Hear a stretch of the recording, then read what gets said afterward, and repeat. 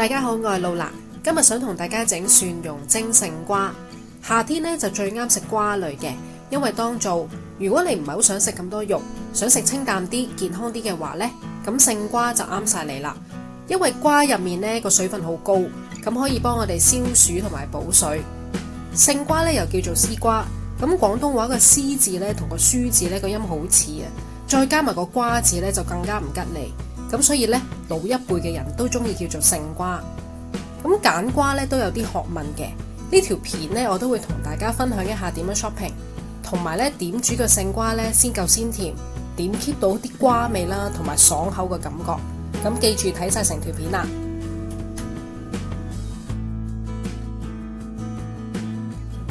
咁我哋講下點樣 shopping 先啦。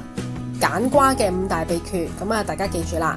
咁首先呢，就係買餸嘅時候呢，你就要睇下條瓜嗰個顏色，咁要揀翠綠嘅，唔好揀深綠色。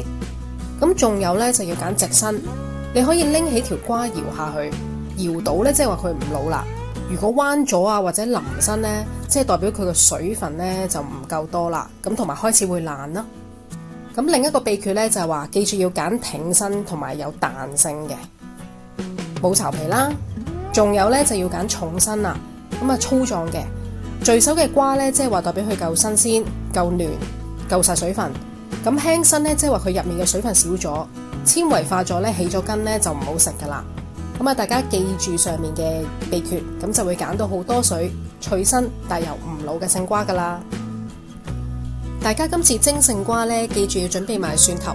蒜頭呢，就有豐富嘅蒜素，可以幫我哋殺菌。咁蒜頭咧，仲可以幫我哋降高血壓啦、膽固醇啦、支氣管炎同埋防癌嘅。咁而家好多啲細菌噶嘛，都可以幫我哋防傷風感冒。咁所以咧係一個好健康嘅食物嚟嘅。咁食得多咧都對身體好嘅。蒸勝瓜咧，我哋一陣要整個蒜蓉醬，就搽喺個勝瓜嘅上面嘅。因為有啲朋友咧中意食濃味啲，咁啊有啲中意食淡味啲。所以今次呢條片呢，我就整咗2個醬，咁啊等大家自己揀啦。咁主要嚟講呢，濃味啲呢就用豉油同埋蠔油啦，淡味啲呢我就用咗鮑魚汁。咁啊大家一陣睇下點整啦。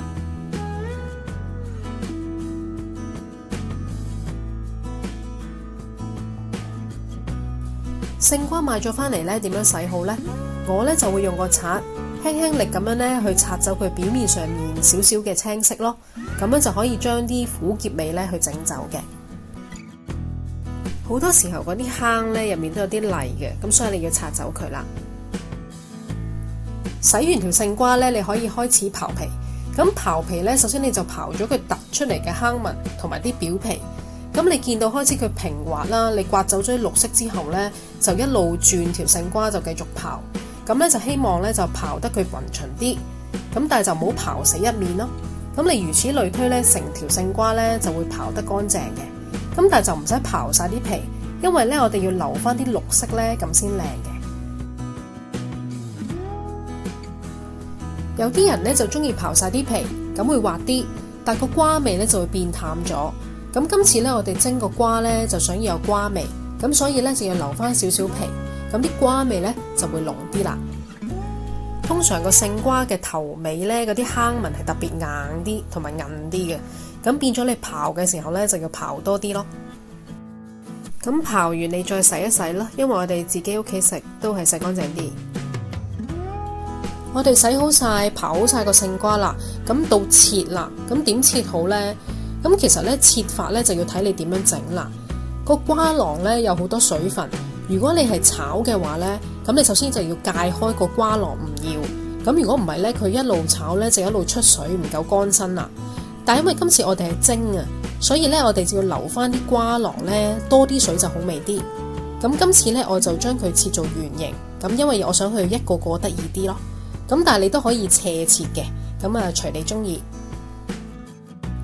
因為呢，我哋想蒸完出嚟嗰個勝瓜嘅口感呢，個個都差唔多，咁變咗你切嘅時候呢，你大概因翻去差唔多嘅厚度咯。咁你見到呢，我呢度就度咗俾你睇，大概你就將佢切到差唔多咁上下粗咯。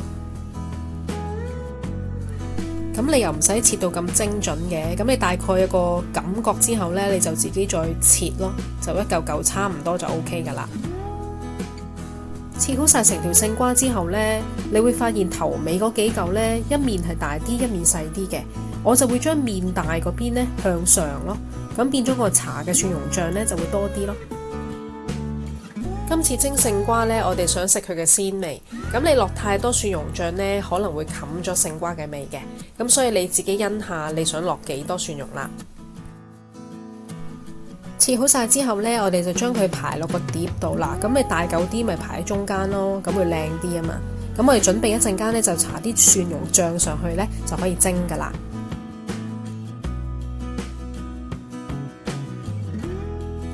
跟住我哋準備個蒜蓉醬，你可以用個刀背呢，就去拍扁個蒜頭，跟住再切碎。咁你見到我呢，首先就將個蒜頭個頂呢，硬嗰個位切咗去，跟住剝咗個衣，拍扁佢，再剁碎佢嘅。咁睇你自己方便咯。開頭都有講呢，蒜頭好有營養嘅，蒜頭入面嘅蒜素呢，最好就係生食，咁就可以保持成個營養。咁有時呢，我就咁將個蒜頭切片，加啲生菜，燒啲豬肉，咁就咁整啲生菜卷，點啲醬呢，都已經好好食噶啦。切好晒啲蒜蓉之後呢，我就將佢分咗兩份，因為我想整兩個味啊嘛，一個濃味啲，一個就淡味啲。咁首先呢，就整個濃味啲嘅，咁濃味啲嘅蒜蓉呢，一半嘅份量呢，你就放落個鑊嗰度，就用啲滾油呢去炸佢。雖然話係炸蒜頭，但係你見我落好少油呢，其實係等於爆香啲蒜頭。咁一路爆嘅時候呢，你一路要兜下去，同埋呢就記住用細火。如果唔係呢，就會好容易燶呢，一燶咗呢，就會有啲苦味噶啦。你一路爆呢，啲蒜頭呢就會越嚟越香。咁你要留意佢啲顏色呢，如果變到金黃色呢，就即係差唔多噶啦。咁你就要熄火啦。爆好嘅蒜頭呢，你就將佢溝埋另一半嘅生蒜頭，跟住呢就落埋蠔油啦、豉油啦同埋糖，咁去撈勻佢，咁就整咗個較濃味嘅醬啦。整邊款蒜蓉醬呢，其實睇你自己中意嘅。你中意濃味啲呢，就用頭先個豉油嗰個版本。咁如果中意淡啲呢，就用一陣鮑魚汁呢個版本啦。好啦，而家我哋整清甜版嘅蒜蓉醬啦。咁其實呢個係速食版嚟嘅，因為個蒜蓉呢唔需要將佢炸，咁就咁用個生蒜，咁加啲滾油，就咁淋落去嘅啫。將啲滾油呢淋落個生蒜嗰度，再加埋鮑魚汁同埋糖呢，咁撈，咁就搞掂咗呢個醬噶啦。整嘢食好玩嘅地方呢，你就可以自己配搭咯。你可以將濃味版加清甜版，即係話將啲蒜頭炸咗去，再加鮑魚汁，再加糖呢，就可以整第三個 version 啦。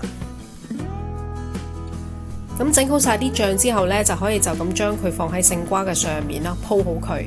咁今次我整兩個醬啊嘛，咁所以你見到呢，一陣間嘅顏色呢係有分深色同埋淺色嘅蒜蓉醬咯。你見到我哋呢碟勝瓜呢都幾靚啊，有白色有綠色，跟住有啲黃色，咁就因為我哋刨勝瓜嗰時呢就冇刨晒啲皮，咁保留住啲綠色呢先有咁靚嘅。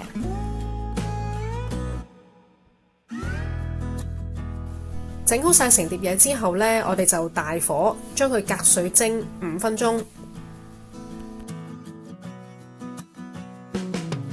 你可以攞個計時器呢去倒數5分鐘。我另一條片呢，鮮奶燉蛋都有用計時器呢去幫我哋蒸一個好滑嘅燉蛋。咁大家未睇呢條片呢，都可以去睇埋啦。話咁快呢，就蒸咗5分鐘啦。咁你見到蒸完嘅勝瓜呢，有好多水出咗嚟嘅。咁都講過啦，就係勝瓜入面有啲瓜囊呢，有好高嘅水分。咁我哋蒸完出嚟之後呢，就要將佢避下啲水先啦。多咗出嚟嘅水分呢，你可以試下，係好清甜嘅，其實飲咗都有益噶。因為我整咗2個蒜蓉味啊嘛，咁所以呢，我就要將佢哋分翻2碟先。今日想同大家整嘅蒜蓉蒸勝瓜呢，好快就已經整完啦。其實由頭到尾呢，都係15分鐘到呢，就可以整到一個咁鮮甜嘅小菜出嚟啦。咁大家可以試下，留言話俾我聽，覺得個食譜容唔容易？大家記住 like 同埋 subscribe 我個 channel， 同埋撳隔離個鐘仔，咁出咗新片呢，大家先會收到。希望好快又再同大家空氣中分享，多謝晒。